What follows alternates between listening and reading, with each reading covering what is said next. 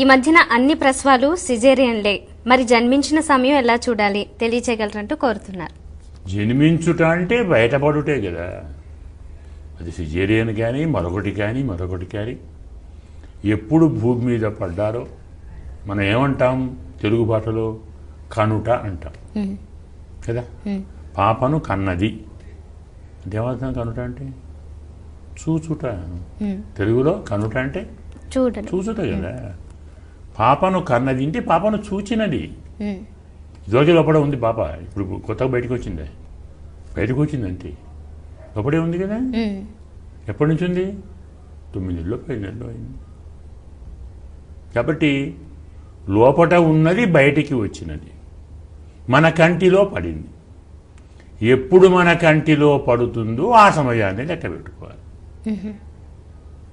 ధర్మశాస్త్రం ప్రకారం గర్భాధానము జరిగిన నాటి నుండి మనం పుట్టుకను గుర్తిస్తాం.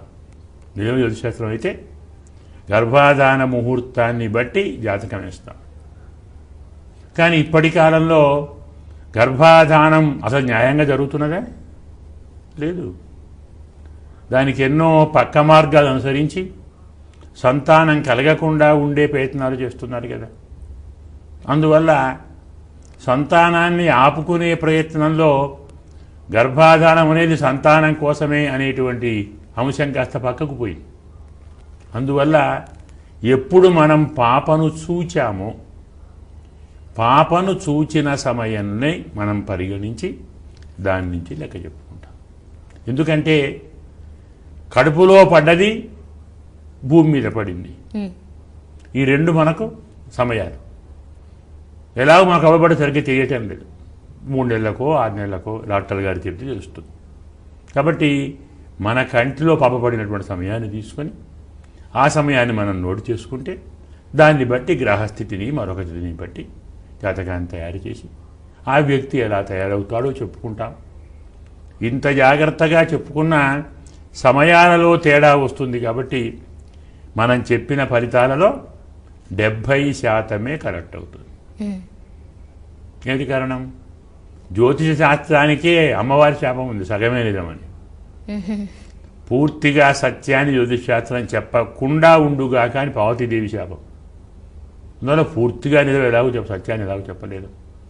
సగం ఆమె చెప్పితే మనం ఇంకో సగం తగ్గిస్తాం కదా. ఎందుకంటే కేవలం గడియలు విఘడియలు గ్రహమానం రాశిమానం వీటిని లెక్కించి చెప్పితే సరిపోదు. జాతకం చెప్పే వ్యక్తి దగ్గర ఉపాసనా బలం ఉండాలి, భగవద్ అనుగ్రహం ఉండాలి, వాక్శుద్ధి ఉండాలి. ఇందులో ఏ ఒక్కటి తక్కువ ఉన్నా సగం ఇంకా సగం ఇంకా సగం చివరికి 10% నిజమవుతుంది. అందువల్ల మీకు ఎలాంటి సందేహం అవసరం లేదు. మనము పాపను చూచిన క్షణమే పుట్టిన క్షణం.